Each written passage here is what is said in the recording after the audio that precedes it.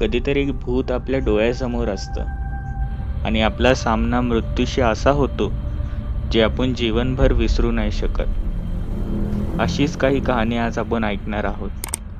पण त्याआधी चॅनलला लाईक आणि सबस्क्राईब करायला विसरू नका. बेल नोटिफिकेशन दाबा. कथा कशी होती मला तुम्ही इंस्टाग्रामवरही सांगू शकतात. आयडी आहे तेजस डॉट स्टोरी.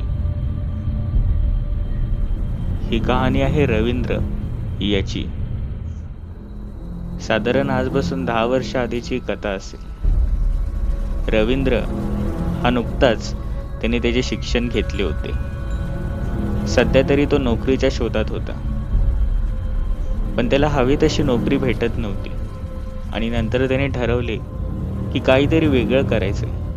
असं करायचे जे त्यांच्या घरामध्ये कोणीच केले नव्हते.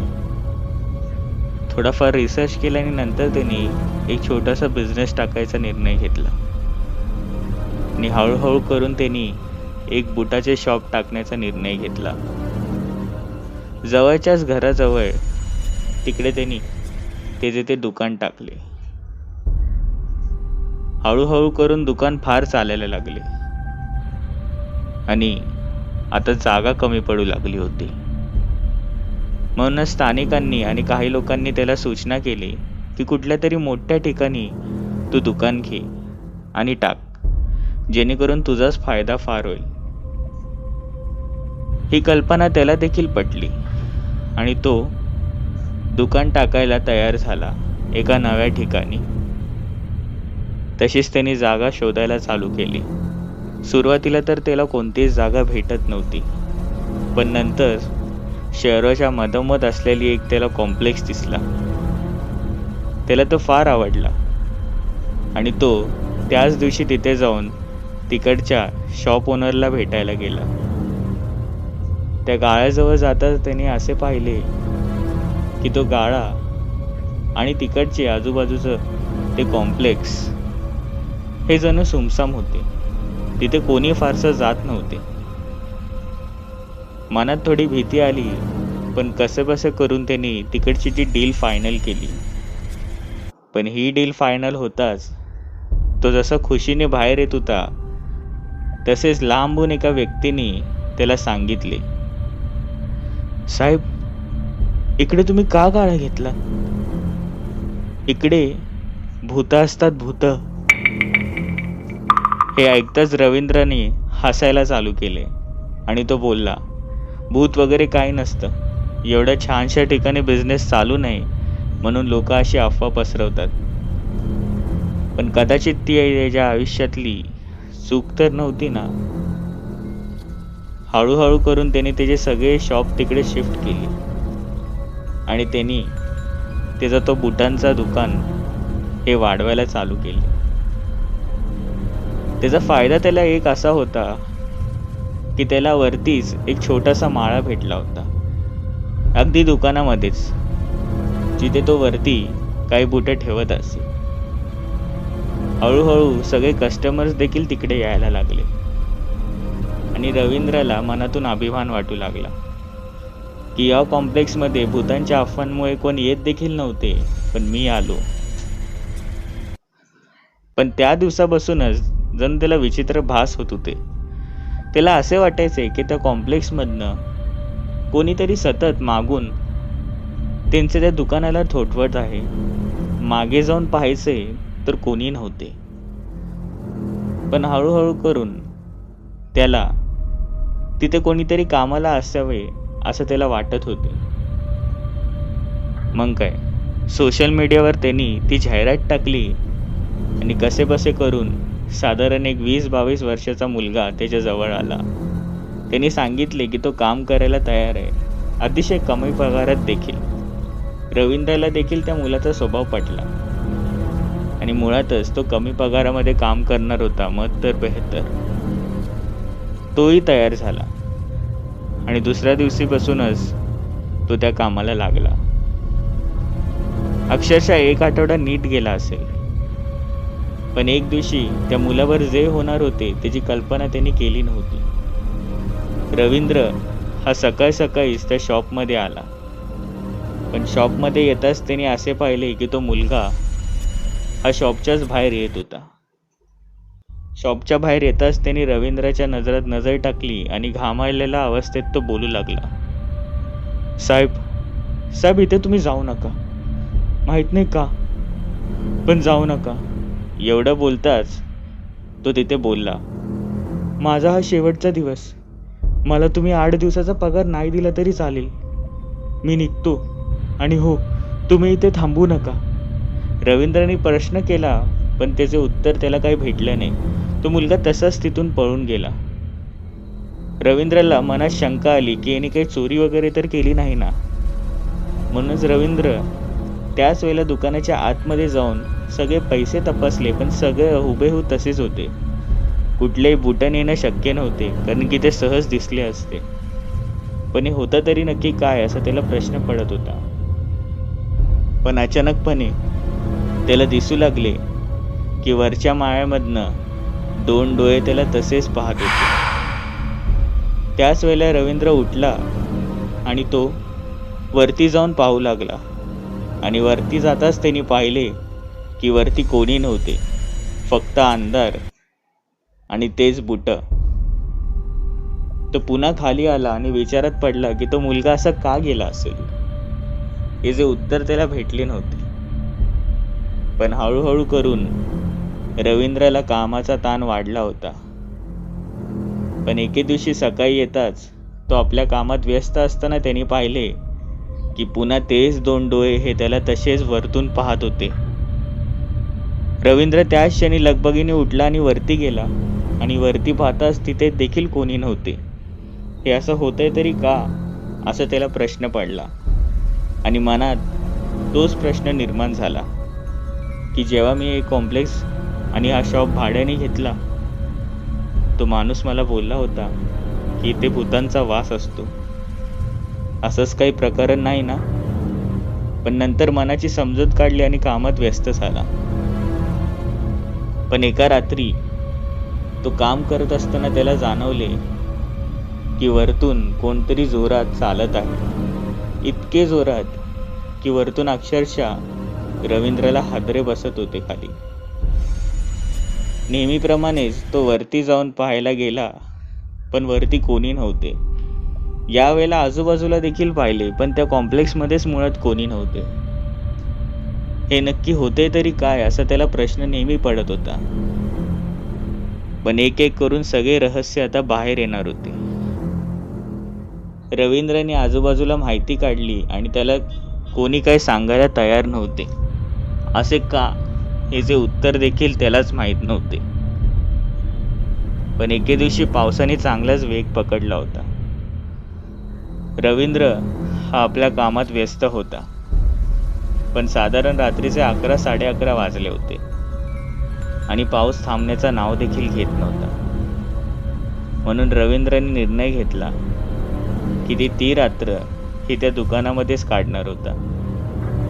तसंही त्याला थोडेफार पेंटिंगचे काम येत होते आणि सुदैवाने त्याच्याकडे काही कलर्सचे डबे देखील होते. रात्रभर तो तेच काम करणार होता आणि तिथेच झोपणार होता. त्याने आपला शटर हा बंद केला आणि बंद करताच बाहेरून जणू कोणीतरी ते शटर ठोठवू लागले. रवींद्रने त्याच क्षणी ते शटर उघडले आणि पाहिलं तर बाहेर कोणीच नव्हते. मनात चीड आली आणि CCTV मध्ये बघू लागला. पण CCTV मध्ये बघताच त्याने असे पाहिले की बाहेर कोणी नव्हते. मग ते शटर हे बाहेर ठोठवत कोण होते. पण असो, या सगळ्यांकडे दुर्लक्ष करत त्याने झोपण्याचा निर्णय घेतला. पण झोपी असताना त्याला सतत वाटत होते की कोणीतरी त्या शॉपमध्ये त्याला पाहत होते.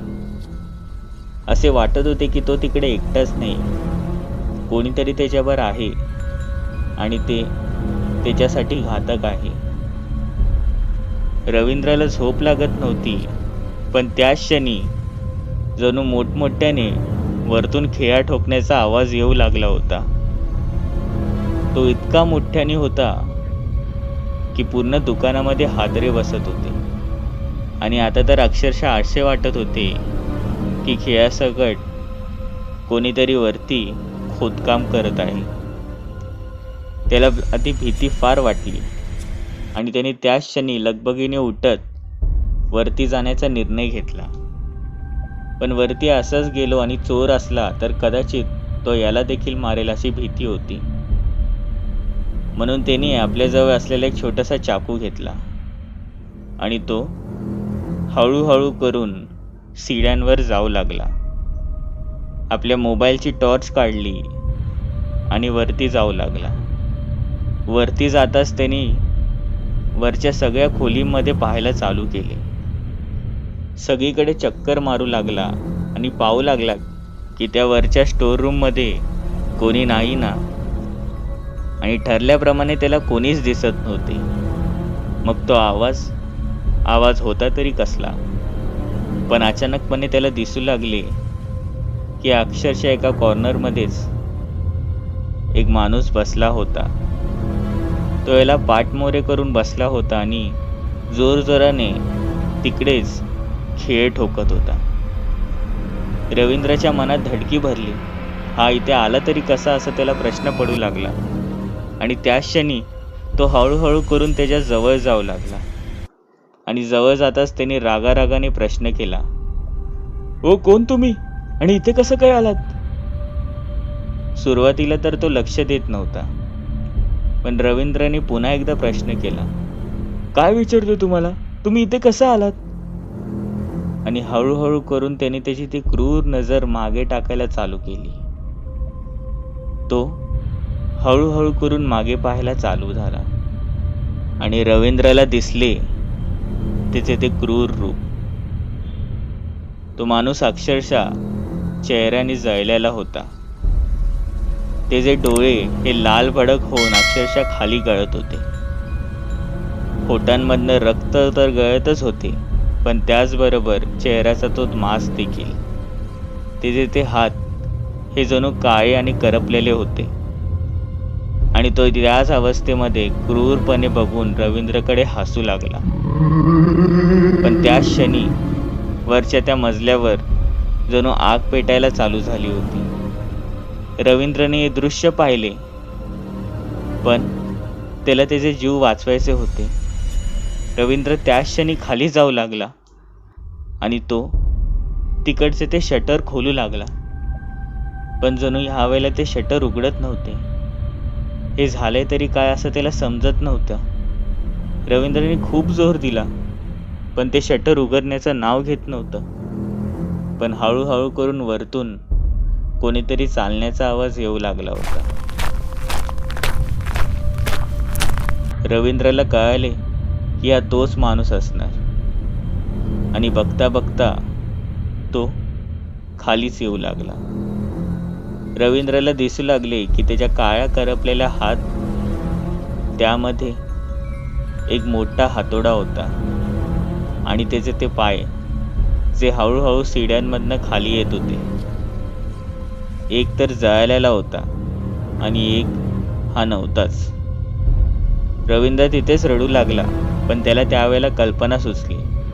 आपल्या मोबाईलमध्ये त्याच क्षणी त्यांनी हनुमान चालीसा लावला आणि मोठमोठ्याने देवाचे नाव घेऊ लागला. तिकडेच असलेल्या छोट्याशा मंदिराचे ते फोटो हा त्याच्या हातात घेऊ लागला आणि तो तसाच डोळे बंद करून बसला. क्षणभरातच तिकडची सगळी लाईट गेली.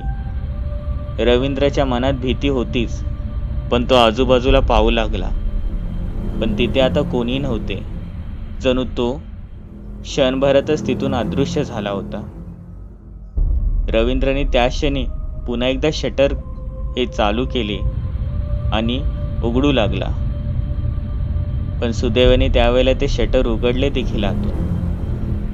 तो त्याच क्षणी धावू लागला आणि धावता धावता तो तिथून बाहेर आला, पण तिकडे मेन गेट हा मुळात बंद झाला होता.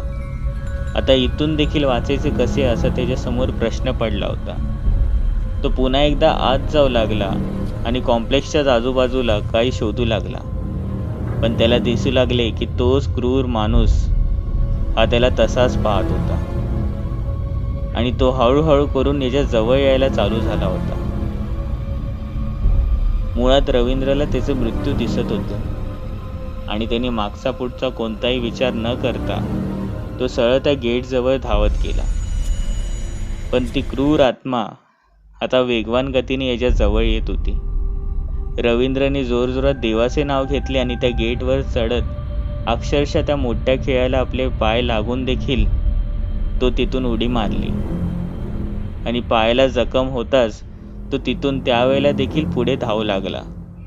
आणि मागे बघताच तो पाहत होता की ती क्रूर आत्मा त्याला तशीच पाहत होती. जणू यावेळेला तिच्या हातातून तिची शिकार निसटली होती. त्याच क्षणी महेंद्र हा धावत धावत आपल्या मित्राच्या घरी जाऊ लागला. त्याने त्याला फोन लावला, पण फोन तो यावेळेला उचलत नव्हता. दुसरा दिवस आला आणि रवींद्रने झालेला सगळा प्रकार हा त्याच्या मित्राला सांगितला. त्याला आधी याच्यावर विश्वास नव्हता, पण यांची मैत्री फार घट्ट होती म्हणून त्याच्या मित्राने सांगितले, ठीक आहे, आपण एक काम करू, त्या शॉपमध्ये पुन्हा जाऊ आणि बघू काय ते. आधी रवींद्र तयार नव्हता, पण त्याच्या मित्राच्या सांगण्यावरनं ते त्या दुकानामध्ये जाऊ लागले. पण जाताच क्षणी तीच नकारात्मक शक्ती यांना जाणवू लागली होती आणि बघता बघता ते त्या दुकानामध्ये देखील पोहोचले. पण हळूहळू करून ते वरती जाऊ लागले.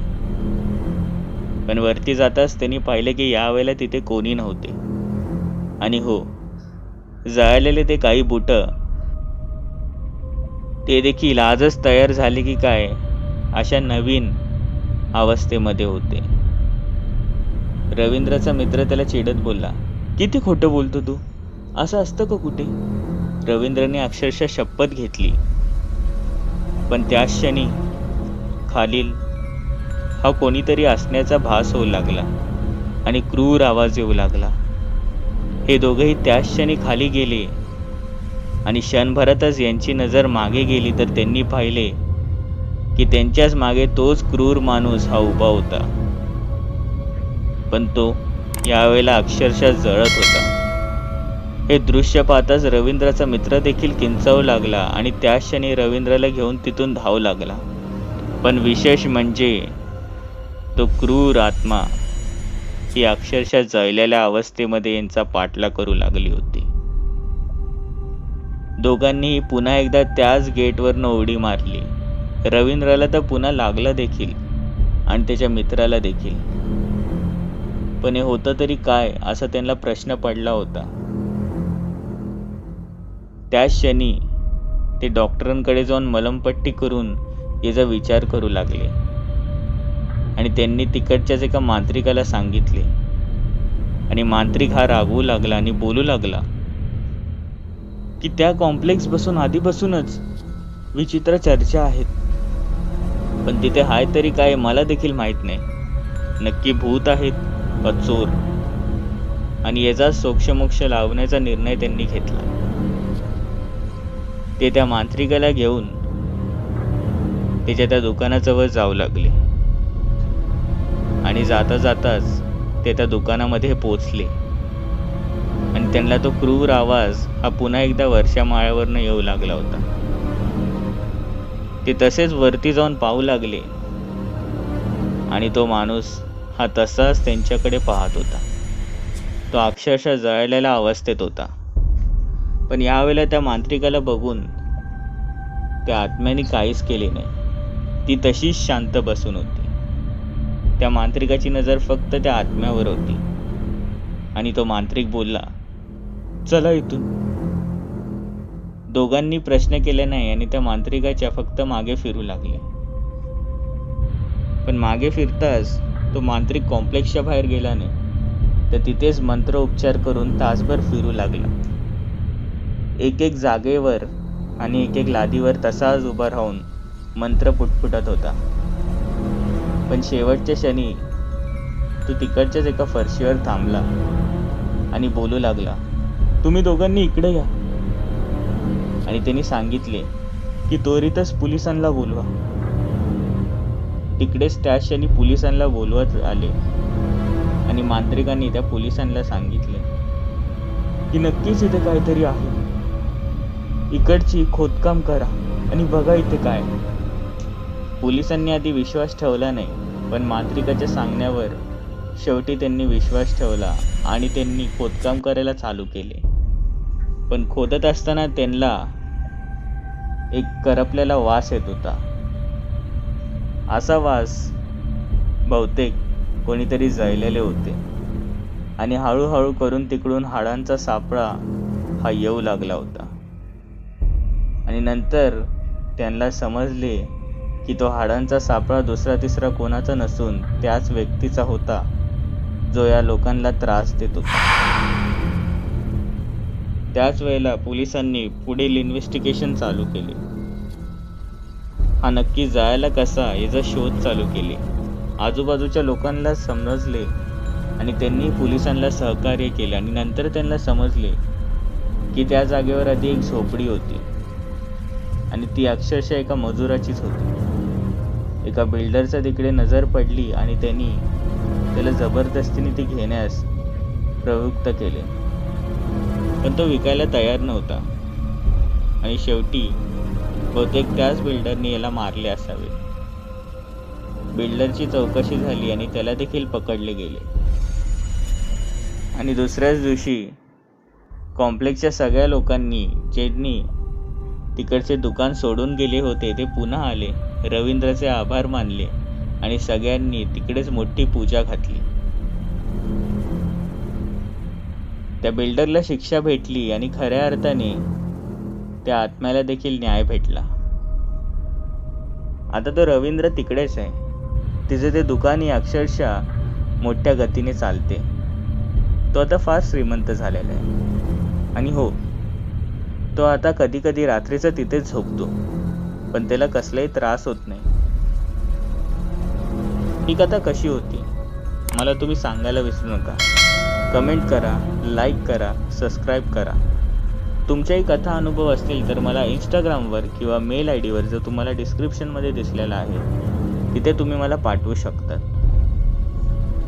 भेटूया पुढील भागांमध्ये.